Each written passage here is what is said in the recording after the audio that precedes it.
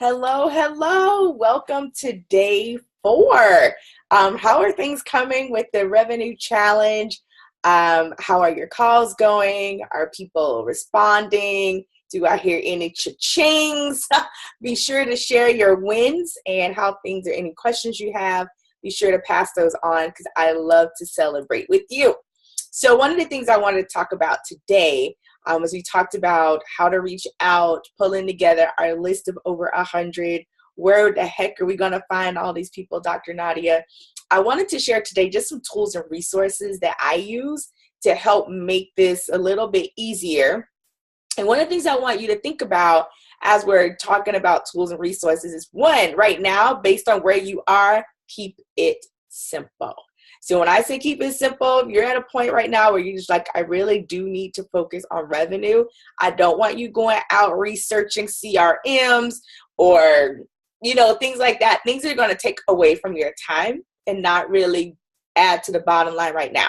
So I want you to just know that these resources are available so that once you get to that place where things are stable, steady, then you can invest the time to check out these resources that I'll talk about, okay?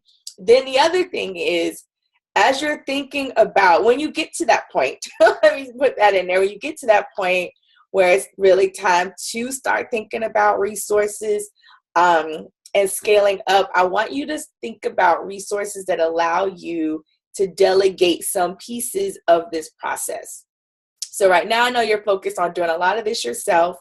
And you're focused on really building that muscle, building your courage, all of that cool stuff. But there will come a time where your time might be better spent elsewhere, and you'll already be like, I got that, right? I got it. I'm confident. I'm cool. If need be, I can do it. And now I'm at a point where I can delegate that to someone else. Cool? Cool. All right. So I wanted to start because there are a lot of moving pieces with all of this. And with over 100 people, it can be a little bit like, ah! So one of the things I wanted to talk about was just your call tracker. How do you track your calls? So what I have created and what I use when I'm in crunch mode is I just have an Excel spreadsheet. It makes it easy for me. I like having that one snapshot, if you will, of what's going on. I know that I have CRM tools that I will talk about in a second. But I like having this simple spreadsheet to track it because, again, it's a snapshot. I can go in. I'm well versed and very comfortable using Excel, so I can go in and sort it and do all these really cool things with it. I know not everyone likes that. The drawback from having Excel is it doesn't remind me. So it's a really great tool when I'm like in revenue generation mode and I'm not doing a bunch of different things. So with that, it's a great, because I'm going in, I'm looking at it every day, sometimes multiple times a day, and I know who I'm calling and I'm tracking all of that. So that is a great thing. If that's not the case for you, then it can get kind of hinky. So it's not the best tool in my opinion, but it is a good one. It's also free. So again, depending on where you are right now, I don't encourage you to, even though a lot of the tools we use are low cost, those low cost tools start to add up. So if you're at a point right now, especially for the next 30 days, suck it up, buttercup. You can deal with an Excel spreadsheet. And then once the revenue's coming in, then you can invest in some of these other resources, and some of them, $39, $10 per month, whatever. Like, you can really figure that out. But I'm not advising you to go do that right now. And I also know that there are serious drawbacks to using an Excel spreadsheet, especially once you start working with clients and you're starting to do all these other things, especially like with me, and I start traveling, I forget. So it's not a great tool. It's a great in-between. It's a great 30-day revenue challenge tool. Got it? Okay. Let me pull that up. I don't think I pulled that up yet to just share with you. I have the call tracker. I think this is what I wanted. Yes, this is exactly what I wanted.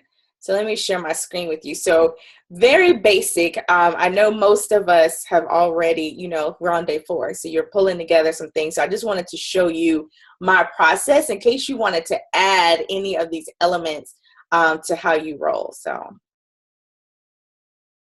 Share screen. Okay, most of you already know that Nadia's favorite color is pink. The close second is purple. So hence the coloring here.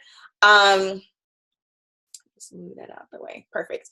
All right, so as you can see, I have first name, last name, phone number, email address, basic information. I like this format because if I need to upload, download, a lot of times if you export a file, it's going to come with some of these headers already. Initial contact, second, third, fourth contact, if we schedule an appointment. So sometimes you may reach out to someone and you actually schedule an appointment. Did they say yes or no? What notes do I need? And did I remember to ask for referrals? Because again, just because they're not the best fit does not mean that I could not ask for some referrals and then just add them to my list. I like to switch up the color of the rows like this just because it makes it easy when you have all this data and your eyes start to cross. It makes it easy to do that. And so here, like if we had, let's just say Jane Doe, her number, and then her email is janedoe@gmail.com. And then my initial contact, let's just say my initial contact was June 30th via email or, well, no, we're phone. No emails just yet. So let's just say my initial contact was on this date via phone. What I use in my notes for my shorthand is I use P for phone. Say my second contact was after the holiday, so we'll call her, we'll reach it back out on 7/6 via email. And then let's just say 7/8 via text. I have no idea what these dates are. They may not be really good dates. Let's say 7/11 via Facebook or whatever, right? And so here are all the different ways. And so I use this because, again, I now know, okay, I've already made a phone call. Maybe I'll try email, try text message, try Facebook Messenger, whatever, LinkedIn, you can use LI, like whatever your shorthand is, but this is how I do it. And when I'm using this spreadsheet, if you have a CRM tool, then with that, most of them will allow you to put in notes. And so a CRM, a sales CRM, because sometimes we call our email manager CRMs, and that can be a little confusing. I'll get to that in a second. Let me finish this out. So again, if you set an appointment, let's say, woo, we finally got in touch with Jane. We're going to have an appointment on 7/25. When we have the appointment, so again, you can always pull this up. If you had a bunch, of course, you would have a lot more information in here, and then you could sort by appointment, so you know anytime I put an appointment date here for my reference. So if I remember, this is at a glance. I can pull up everybody and do a glance. I can do a sort. You know, who have I not made an appointment with? Those may be the people I decide that I need to reach out to first. As you start to fill in more data, immediately appointment dates though go on my calendar. I live by my calendar. So it goes on my calendar. That way I get a notification. I get a notification on my phone. That way it's all good. Send Jane an email confirmation as well. So I like to, when I use my calendar, I invite the other person. So if they're using that type of tool, they got it with any confirmation, conference line, who's calling whom, like all that information. Again, was it a yes or a no? This is a great day. It was a yes. Maybe some notes. Jane can't start until September. I have no idea what's going on with that. You know, whatever notes you have. And then I asked for a referral. Jane was great. She gave me 4 referrals. And then you would just you could add your referrals to your list. Great resource. I love this tool, especially when like doing the challenge. There are times and seasons in my business where I do just say, all right, Nadia, all this stuff that you're doing, putting together funnels and sequences and new talks and writing books, like, no, get your revenue up. I think I just saw a quote by Vanessa Collins. Someone put it out there. She said that your best accountability partner is your bank account. So when your bank account is telling you that you need to get your life together, this is a great go-to tool that you can use and a great way to just keep you accountable. Another thing, talking about accountability, is find an accountability accountability. That term was coined by my good friend Stella Orange. Accountability buddy or accountability partner. You can't say it buddy. Yeah, it gets complicated. And you can share this. So one of the things that I'll do is I will actually upload this to Google Docs. I think it's Google Sheets for the spreadsheet. And then you can invite people to see your progress because it'll update it in real time. And I'll share it with my accountability partner. This I'll actually share with my assistant. So I'll share something like this with my assistant because then if I need some backup, or I want her to follow up with someone, she has access to that information and she too can see the progress. So again, start to think, even if you don't have an assistant now, what would your system be, your process be? So when you do get an assistant, now you have some help and someone to help walk you through that. All right, so one of the things that I did mention was CRMs, and I just want to talk about that for just a moment. One of the things that I like about CRMs is it really does exactly what we just talked about, but it's a great way to have some accountability, to have some reminders, because we do get busy. And if you're really starting to get into this and following up and it can get kind of crazy. So one of my favorites is actually Pipedrive. So let me share my screen again one more time. I'm gonna be sharing it a lot today. And I want you to just see this is Pipedrive. You can sign up. I think you can get started for free actually. And I like it because again, you can talk about your contacts. It allows you to make notes, all these cool things. And they're always adding new features. So apparently there is now an email integration feature. I'm not using Pipedrive right now. I actually use with my email system. So I use ActiveCampaign as my email system that sends out my automated emails. And they have a sales CRM. GetResponse now has a sales CRM component. So you don't have to have two. They're merging them together. And then I'll just also bring up really quickly Salesflare, which was one I mentioned before. And again, this is a great way. It integrates with your inbox, your calendar. It'll follow up. And right now, I think they're having a sale. Don't know how long that's going to be, but they also have a free trial. So if you want to try it out, again, what I like about these is you can put in a lead. So you have a list of your leads and you can move them through. We talked about my $5,000 product versus my $25,000. I really love that it keeps track of your pipeline. So as you put in those values, as you use the tool as it's designed to be used, you can see like how much money is in the pipeline and that you are missing out on because you're doing other things unrelated. So that's, any deals you're talking to people about, I love that. But you can also put in your notes. So I'm a big note taker. I love to write it down. But as you can imagine, I have 18 million notebooks. And so that's not always convenient. So it's nice to have those notes right there. The way I operate is not the most efficient. I'm just put that out there. I like to write it down when I'm talking to people. It helps keep me focused because I can get distracted just like anybody else. And then I can take the pertinent things and put them into the system. That way, if my assistant or someone on my team is going in to follow up or whatever, they'll have all my notes, all the contacts, all of that information. They'll know which deal or package I offered, what price point. Because, sometimes you talk to people and at one time we talked, it was $2,000 and now their price has increased to $4,000. Depending on your policy and what that conversation looked like, you may choose to honor it. But when you're on a sales team and they may have different touch points or talk to different people, all of that can get lost. So it's a great way to, again, keep it streamlined. But in the beginning, it's just you. So, following your method. But I love to, start to train myself, even when it's just me, that one day it may not just be me. Like there may be other people that are now trying to figure out what the heck was going on in my mind at that time. So I try, not always that great at it, but I do try to think about that ahead of time.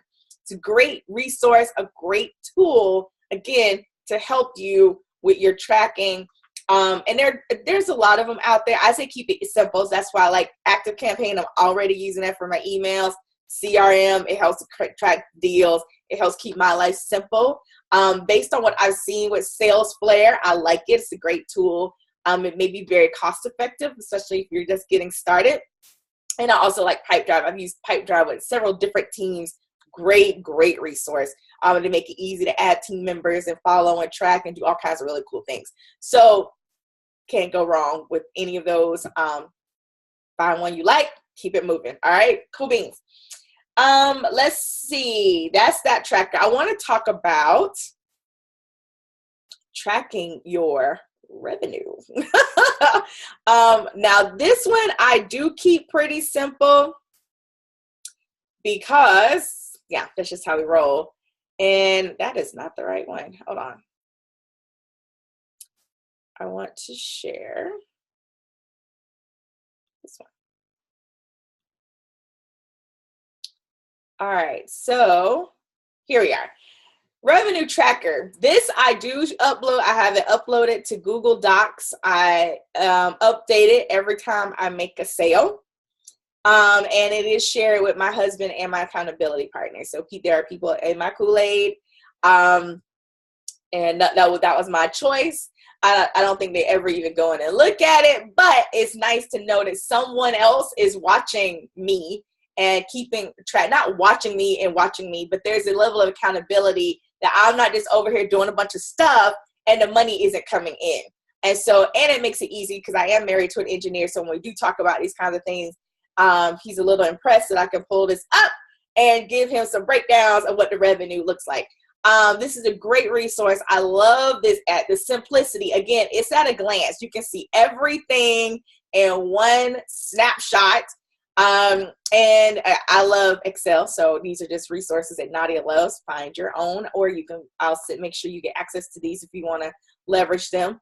And, it's just one of those things. You're doing the 30-day revenue challenge. You're rocking it out. $5,000 deal here. Then another, I have a regular client, I don't know, in my program, they paid $500. Maybe I had 3 $500 clients, because I have a membership program. A group coaching program is $500 a month, 3 people paid today. I track based on when the money hits. So even if it's technically a $5,000 deal, I only track on this one how much was that day. So say you close a $5,000 deal, they pay half. So then I would track the $2,500 that they paid on that particular day, because this is cash flow. I'm really not even cash flow. It's just cash in. Cash flow would be cash in and out. This tracker is just what's coming in. So the days when it hits and the credit card is approved, or I receive the check and it clear, like those are the things that I track. And you could choose to track it however you would like to. I like this because it just, again, shows me my cash coming in. As you'll see right here, it automatically sums it up for me. So I see how much I had in June, and then you can fill in all the other months. But then it also gives you year to date. So let me just show you. Let me say I had a great day. Somebody wired me $25,000. And then, I don't know, I launched my new program. I had 10 people, $5,000. 10 times 500, 5,000. So I had a $30,000 month in March. It was beautiful. But then as you see, year to date, $37,000 for the year. So I love this tool. It's a great resource at a glance, tracking your cash in. I use a different one that I update with cash in and out, because I break down my expenses for tax purposes. And a lot of my expenses are pretty consistent, with the exception of my travel. So a lot of that stuff I can put it in one time, take it from January to December, and I'm good to go. So again, great tool here, but I like this because, again, it helps me with tracking my revenue, all of my numbers, and all of that good stuff. So that's the revenue tracker, and I'll make sure you get access to that. All right, what other tools do we have? One more tool I want to talk about today, and that is the Courage Diary. You may have heard me mention it. We're talking about tracking our calls, and you're like, Dr. Nadia, what's up with all this tracking? A couple different things. One, I want us to track our progress. Many times, again, we only focus on like how much money we've made. We only track, I don't know how many calls or whatever. We're tracking email open rates. But one of the things that I want us to also track is just data. A lot of this data really helps us as we're moving forward. And with the Courage Diary, I'll share my screen one more time. With the Courage Diary, where is it? Here we are. And I like the Courage Diary. Yes is where we're all headed. No is how we get there. Because there are a couple things that we're tracking. And it can feel a little redundant. The Courage Diary right now is not where you can fill it in. So it is a hard copy because that's just kind of more like how I roll. We'll get that updated. You could create your own. I just want you to kind of see the formatting right now. The person's name, any notes. Again, I'm a note taker. That's probably not even close to enough lines for me. Did they say yes or no? Anything other than yes right this second, I got, payment confirmation or next steps is a no. And what was their quote unquote objection? What was the reason that they did not take a step with you today? I want us to track this because one of the things that I have seen is many times we think that our objection is only money, and sometimes it's not. So I remember when I first started my business, my objection was people just couldn't afford it. Or that's what they say. That's a whole nother training. But after a while, I found that I was starting to get different ones. So I had a conversation one day, and the lady said, "I don't have the time." I was so excited. It was a different objection. It was just something different other than I can't afford it. So I want you to pay attention to this because there are things that we can then tweak to your conversation. So we can make some updates to your conversation guide. There's some adjustments there. That isn't an indication that you get 10 people that say they can't afford it, that you need to lower the price. Like, that's not how this works. There's some other things we'll look at first. But I want you to track that. You also track how many no's and yeses. So how many conversations do you need to have before you start to get the yeses? That's the cool part about this. You're going to get some yeses in with the no's. And I also have this here. How did you feel? Because there are certain things that people can say that trigger emotions in us. And if we're not very intentional about tracking it, we can self-sabotage. So for instance, one of the things that I know I've worked beyond it, but I had to be very careful of is when people said they couldn't afford it. And when they use those words, I can't afford it. It bothered me. And I had to realize that part of the reason why it bothered me was because to me, it felt like they weren't trying. That's not my business about whether or not they tried because they have to make their commitment.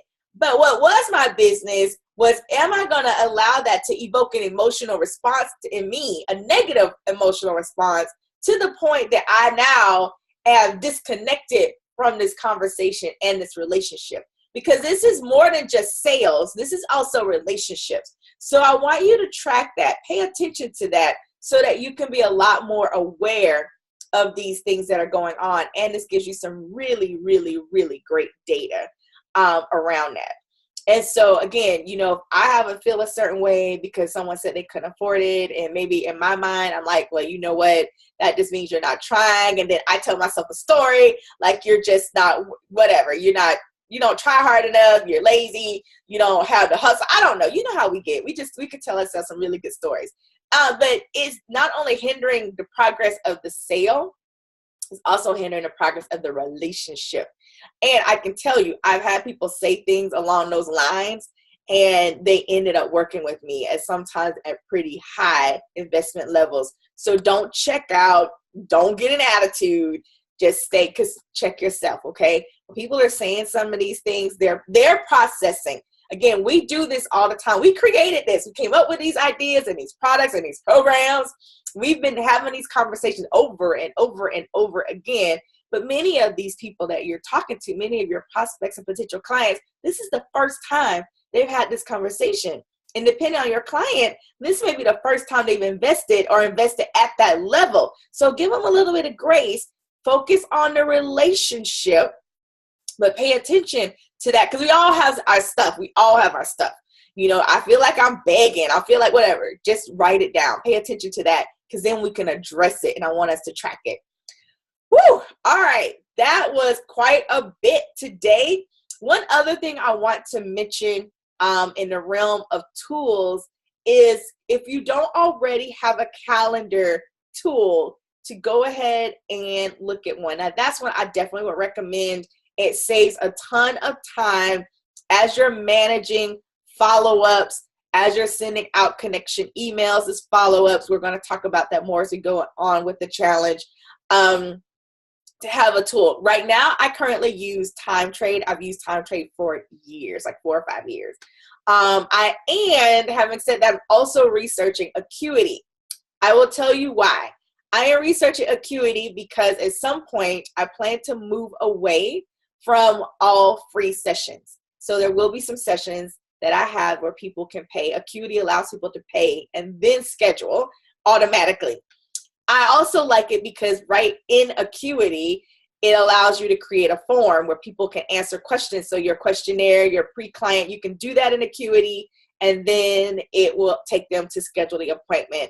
And the third reason is I am currently building my sales team. And so Acuity allows you to have multiple people with access to multiple calendars, and they can do some round robin stuff. It allows a lot more flexibility than what TimeTrade currently offers, or maybe at the level that I use it. So those are some of the reasons why I am researching it.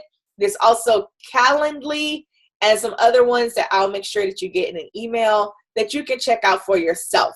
But like I said, I love TimeTrade. It's $49 for the year. It's a great tool. I've used it for years. And the only reason I'm thinking about switching is because my business is changing. My focus is shifting a little bit. And so my model is changing. So again, you take all of these things into account when you're creating it. But I love having a calendar, a scheduling tool. It's a great way for people to go in so you don't get caught in that cycle, especially if you're using email. That's another reason why phone is great. You can just say, hey, pull up your calendar. Let's schedule a time.